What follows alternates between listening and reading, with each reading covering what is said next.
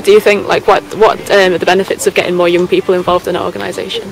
It helps more projects get done, and it widens the jobs you can do, the areas you can do, and also if you've got more volunteers, it may help more funding. What have you gained from working with the Waterways? What have I gained? I'm more reliable for stuff like, you know, if someone calls me, I know it's far away from where I live, but it's like I'm always going to be trying to get in there.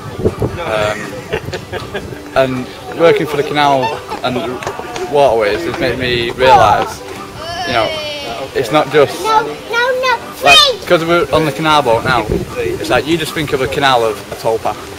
You know, you wouldn't think somebody lives on there, or they actually take groups out on a residential there.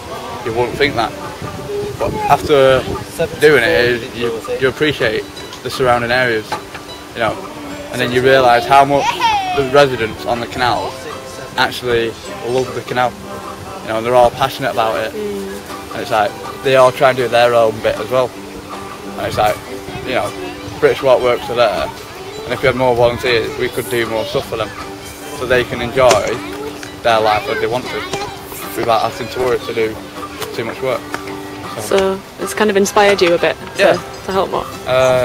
Because it's like, most people on there probably, you know, retired, they want an easier life, going up and down the canals. They don't want to be, you know, getting to a point and going, look, no one's doing anything about this cut grass or whatever, we'll do it ourselves. You know, that's what we retired for, so they don't have to start doing that stuff. And then obviously, you know, get volunteers in, we'll do it, and you know, let them have the free time they deserve. People take it for granted as well that stuff's just going to get done. Like if they drop litter, then it's just going to get picked up by someone. But you can't just do that and expect it to happen, because it doesn't always happen. And it's someone's home that you just. It's like going onto someone's property and just doing it, and it's just not right. I think we need to go into schools as well and explain to them, look, like if you drop, say, a bag of rubbish or something in the canal, it takes this amount of years for it to disengrave. Like if you throw a battery into the sea, it takes over 100 years for that battery to completely go. If you remember the toxins in that battery and the animal life within the sea, right, it's going to be doing the same to the canals, because there's fish in the canals, there's little insects in the canals. You drop batteries or something like that, you know, it's going to hurt them. And if you drop the wrappers off a 6-pan of beer, it's going to catch the fish, you know, and it's going to ruin it for everyone. The possibilities for volunteering are endless as well, because like there's so much you can do at the museum and with other organisations, and it's never a case of, oh, I can't get there because I can't afford the train or the bus or whatever, because you get your expenses paid for you. So it's like you're getting given all these free opportunities, and you're gaining skills from it just by helping just a little. So you definitely win out of it. Yeah. I know it's a lot of people. It's like, you know, even if they know they get the money reimbursed, they sort of stop coming and then think like, you know, oh, but I'm losing money out on this. Technically they're not. No. Because it's like, even if it costed you 30 quid to get there, as soon as you get there, the 30 quid's waiting for you. Yeah, it's waiting there at the end. If you've just bought a 30 quid return ticket, right, you've got your return ticket plus the 30 quid, what it costs you to get there. So you're not losing out, basically. Because it's not like, you know, it costs you 30 quid to get there, and then the 30 quid they give you for getting there is for the 30 quid to get you home. That's not how it works. Do you think that's a barrier for some young volunteers, that they're a bit worried about the money? Yeah, I think they're worried about, you know, trying to get the money together for bus passes and stuff like that. But if you say to them, look, like, you know, right, we've got this project going on next week down in Liverpool, would you like to come? I can't get there. I think for some though it's that independence, like getting on the train on your own all the way to Liverpool, and you know you're going to do conservation work, and it's like the first time you've ever done it before, and it's like that nervousness. But I think if you know someone else that volunteers with them and they're like, oh yeah, we're getting the train, we're getting a return, so we're coming home afterwards as well, it finishes at this time. I think if you know that it's really organised and you've got that person to rely on for your first time doing it, then more people like take that risk and like, you know. Okay. Yeah. So you think that helps people doing it the first time if there's like an organiser or like a leader figure to like with help what them? we've got, we have someone meeting us at the train station and like, you know, showing us where to get our ticket from for places we've not been to before and things like that. And it's nice to go to new places because you get to see loads of different things and you get experience to see how different everyone things else is as well. on that area. Yeah. Because it's like, you know, you'd be like, oh, I'm not going to London, it's full of idiots. You know, you go to the outskirts, it's like, oh wow, there's a lot of nice people out there. That's why it's good working with different volunteering organisations as well, because you're meeting new people that do the exact same stuff as you do, and they're dead passionate like you, so you're making new friends as well. It's not just like, oh yeah, we've done one day's work together, let's, you know, we're never going to see each other ever again. You're like, you swap numbers and things, and you meet up It's not like we're the same again. crowd neither, is it? Everyone's different in different ways, everyone's got different capabilities, different likes, dislikes, you know. And when you volunteered in that, like we were saying at first, it's like, when you're volunteering and you don't know the person, it makes it a bit harder to speak to them during the day.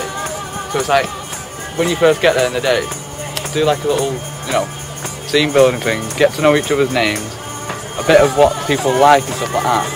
And it takes that people off the edge and puts them so they all, you know, they'd be like stood there laughing with each other, having a good time, you know. But obviously, to a certain extent where you've got to realise, yeah, we are having a good time, but we've still got a job to do. Cloudy, stormy day. This one isn't as jumpy as the last one.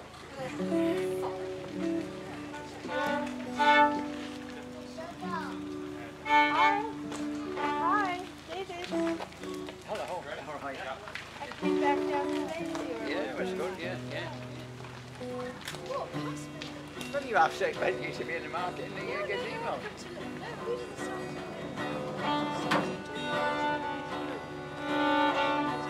Oh yeah.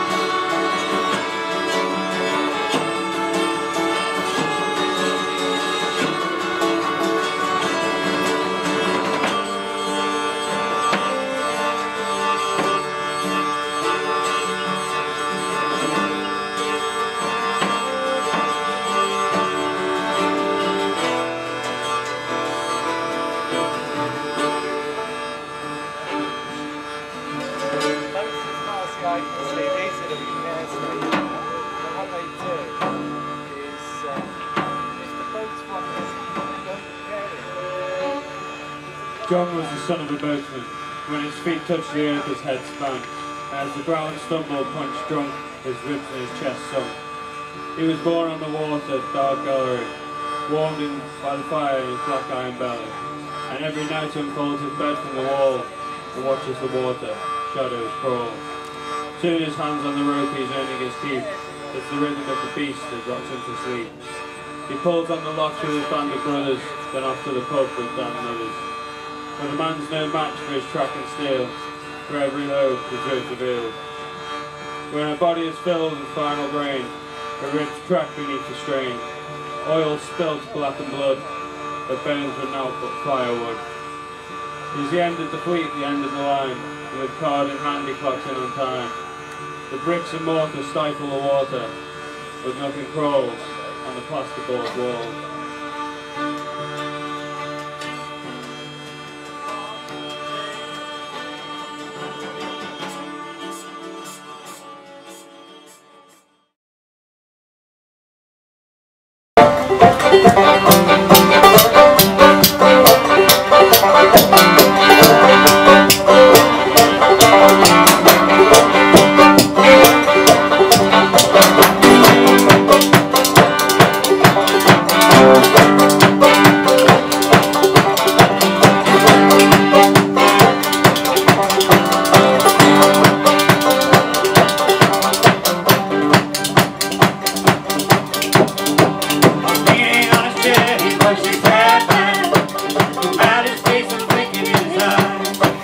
Why do you think it's important for more young people to get involved in the Waterways Trust?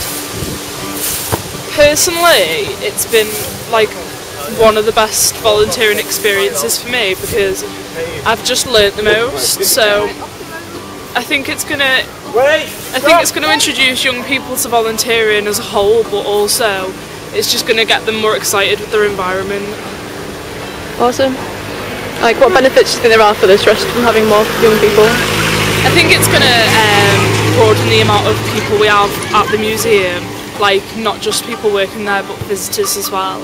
And I think it's going to break the little thing we've got between like the ages of volunteers, because I know most young volunteers don't really work with the old volunteers, so it's going to like mix us together more and make it more good to work with. Cool.